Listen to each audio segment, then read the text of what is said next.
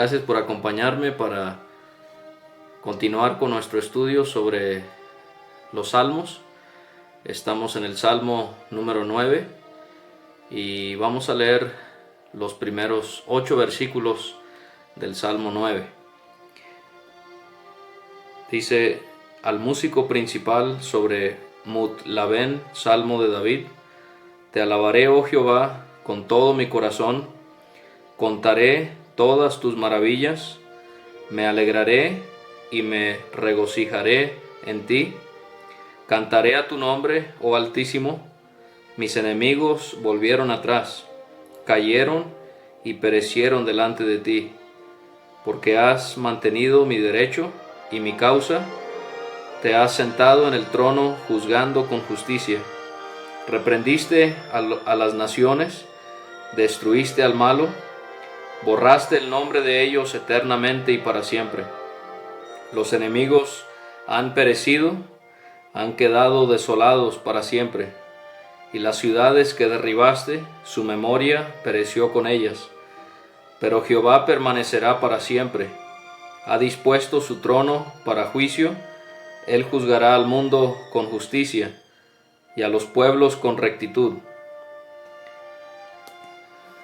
En estos versículos quiero notar a Dios como el juez. En nuestra próxima edición de nuestros estudios sobre los salmos estaremos considerando la segunda parte de este salmo, del versículo número 9 al número 20. Allí encontraremos a Dios como nuestro refugio. Pero vamos a enfocarnos entonces en la primera mitad de este salmo. Me llama la atención primeramente el título del salmo. El título es Al músico principal. Ya hemos encontrado eso en otros salmos. Pero me llama la atención donde dice sobre Mut-Labén. Y queremos considerar cómo algunos piensan que esto se refiere al tono, a la música que iba a llevar el salmo. Pero debe llamar nuestra atención que estas dos palabras, Mut-Labén, Mut significa muerte en hebreo, y Ben en hebreo significa hijo. Labén sería del hijo, así que en el español se traduciría muerte del hijo. Y es interesante cómo en la versión caldea de los escritos del Antiguo Testamento, específicamente del Salmo número 9, los caldeos pusieron sobre este Salmo número 9 el siguiente título: concerniente a la muerte del campeón que salió entre los dos campamentos. Los judíos tienen por tradición que David escribe este Salmo número 9 recordando la batalla, la pelea que él tuvo contra aquel gigante llamado Goliat, que leemos acerca de esos eventos en 1 Samuel capítulo 17. Y entonces es posible que cuando David está escribiendo el Salmo 9, él tiene a Goliat en mente, o pudiera ser cualquiera de sus enemigos que él tuvo. También este Salmo 9 lo podemos aplicar a la segunda venida de nuestro Señor Jesucristo, cuando Él venga y se pare sobre el monte de los olivos, y todas aquellas naciones lo rodearán, y Él fácilmente los derrotará para poder establecer su reino milenario. Y podemos encontrar quizás esto, vamos a ver cómo el salmista David, él habla de que en el versículo 8, Él juzgará al mundo con justicia y a los pueblos con rectitud. Y entonces hay esta noción de el Señor, como en un día venidero Él va a reinar eternamente y para siempre sobre todas las naciones. Ahora, el Salmo número 9 y el Salmo 10, estos dos salmos presentan un acróstico donde ciertos versículos empiezan con cada una de las letras en el abecedario hebreo. Esto es algo recurrente en los salmos. No es el único salmo donde ocurre esto. Podemos encontrar la primera parte del alfabeto. El alfabeto hebreo tiene 21 letras. La primera parte está en el Salmo 9 y la segunda parte en el Salmo 10. De hecho, algunos consideran que el Salmo 9 y el Salmo 10 inicialmente era un solo salmo.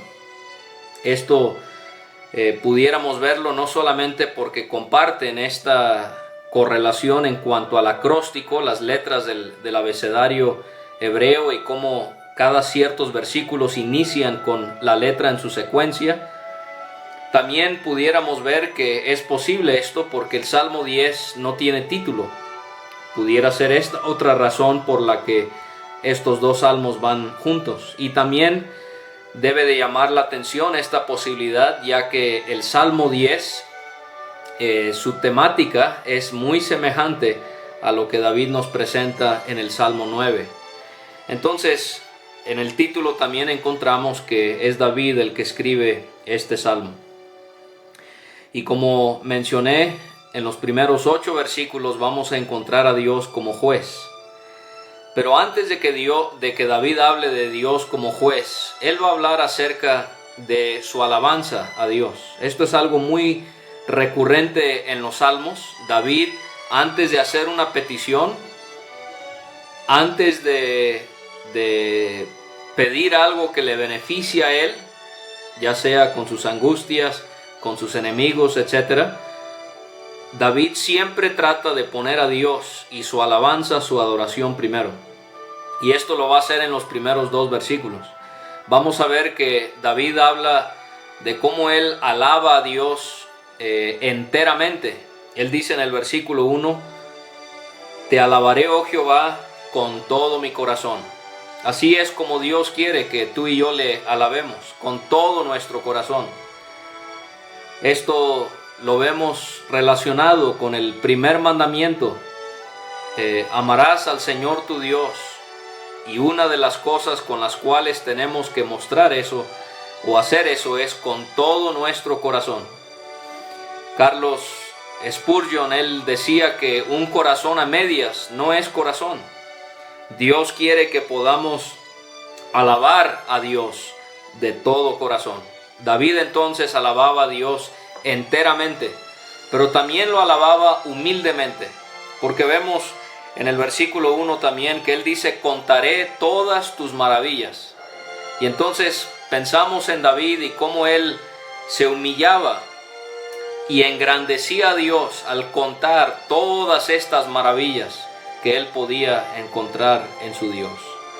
En tercer lugar, David, en el versículo 2, vemos que su alabanza a Dios no solamente era enteramente, no solamente era humildemente, sino su alabanza también era gozosamente, porque él habla, me alegraré y me regocijaré en ti.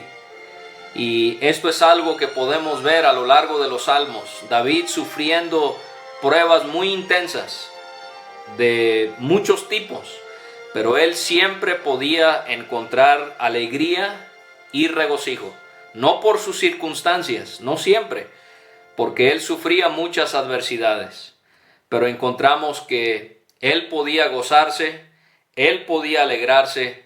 ¿Por qué? Porque él estaba con su mirada en Dios. Y quiero animarte, no pongas o no permitas que tu regocijo, que tu alegría dependa de las circunstancias alrededor de ti. Porque si tú haces eso, tu estado emocional va a fluctuar, porque las circunstancias cambian, las personas nos fallan.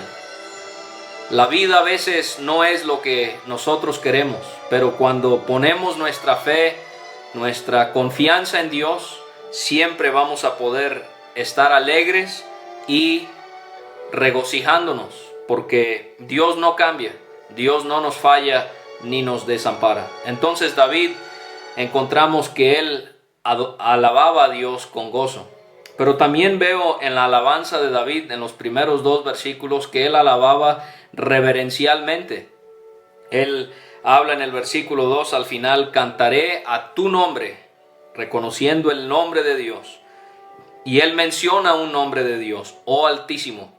Y entonces encontramos esta reverencia que también debería de haber en nuestra alabanza a nuestro Dios. Ahora, él va a comenzar de los versículos 3 al versículo 8 a relatar lo que su Dios hacía a su favor en cuanto al juicio. Estamos hablando de Dios como juez en cuanto al juicio que Dios dictaminaba sobre aquellos que eran sus enemigos. Y en el versículo 3 él habla de cómo sus enemigos se volvieron atrás, cayeron y perecieron delante de ti. A pesar de ser poderosos, David sabía que Dios era más poderoso y que Dios podía dominarles. Pero me llama la atención algo que David dice en el versículo 4. Él dice: has mantenido mi derecho y mi causa. Estas 2 palabras en el hebreo son la misma palabra que significa juicio, ¿sí? David está reconociendo: tú has mantenido mi derecho y mi causa. El defensor de David no era David, era Dios. Y Dios mantenía el juicio para bien de David, porque era un hombre que buscaba a Dios. Y también nos debe de llamar la atención la expresión ahí al final del versículo 4: te has sentado en el trono juzgando con justicia. Por eso es que Dios podía mantener el juicio de David, o su derecho y su causa. ¿Por qué? Porque Dios estaba sentado en el trono, juzgando con justicia. Ahora, en el español pareciera que encontramos aquí de repente a Dios sentándose sobre su trono. Pero esta palabra en el hebreo realmente significa morar, significa permanecer. Y esto nos puede animar porque sea cual sea nuestra circunstancia, Dios, Él siempre mora, Él siempre permanece sobre su trono. Y Él siempre lo hace juzgando con justicia. Y entonces nosotros podemos encomendar a Él nuestra causa. Ahora, en los versículos del 5, 6, 7 y 8 vamos a encontrar que David reconoce el poder de Dios a pesar de una aparente fortaleza o poder manifestada en el hombre. Por ejemplo, él habla en estos versículos de naciones, él habla del malo, él habla de sus enemigos, él habla de ciudades, él habla del mundo, él habla de pueblos. Pero a pesar de la grandeza de los enemigos, a pesar del poder de los enemigos, David reconoce varias cosas que Dios, Él hace con ellos. Reprendiste, destruiste, borraste, habla de cómo habían perecido, desolados, derribaste, habla de cómo ellos perecieron. David podía reconocer que sus enemigos tenían poder, pero el poder de Dios los excedía y Él podía hacer lo que Él quería con ellos. Y así va a ser en un día venidero.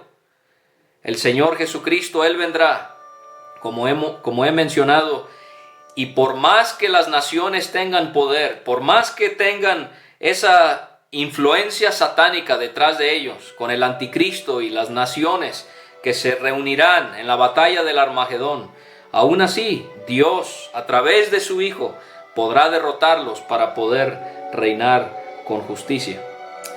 También quiero que noten conmigo cómo en el versículo de los versículos 4 a 6 David habla a Dios, pero en los versículos 7 y 8 David habla acerca de Dios. Hay una cosa más que quiero que noten conmigo antes de que concluyamos este breve estudio. En el versículo 7, David vuelve a hablar del trono de su Dios. ¿Se acuerdan que en el versículo 4 dijimos que Dios permanece, Dios mora sobre su trono? Ahora en el versículo 7 nos dice que Jehová permanecerá para siempre. Eso nos habla de la constancia, de la fidelidad de Dios hacia aquellos que le temen. Pero también habla de su trono y él dice, ha dispuesto su trono para justicia. Así como lo dijo en el versículo 4, que él estaba sobre su trono para juzgar con justicia, lo vuelve a enfatizar en el versículo 7. Ha dispuesto, esta palabra significa más bien afirmar o establecer. Y entonces encontramos, querido hermano y hermana, una permanencia en Dios como juez. Este juez no fluctúa. Este juez no a veces se encuentra ausente y después presente. No, su trono, Él está sentado sobre ese trono. Él permanece, Él mora allí. Pero ahora encontramos que Él lo ha dispuesto. O sea, lo ha afirmado, lo ha establecido. Y yo quiero animarte que cual sea tu situación, Dios está sobre su trono. Y las maneras en las que Él dispensa hacia ti y hacia mí nunca varían. Lo que nosotros tenemos que hacer es confiar y poder dejar que Él obre a favor nuestro. Y entonces David, él habla acerca de cómo Él juzgará al mundo con justicia y a los pueblos con rectitud. Confiemos en este Dios que juzga, así como lo hizo David. Nos vemos hasta la próxima. Y Dios te siga dando el deseo de poder estudiar su santa palabra.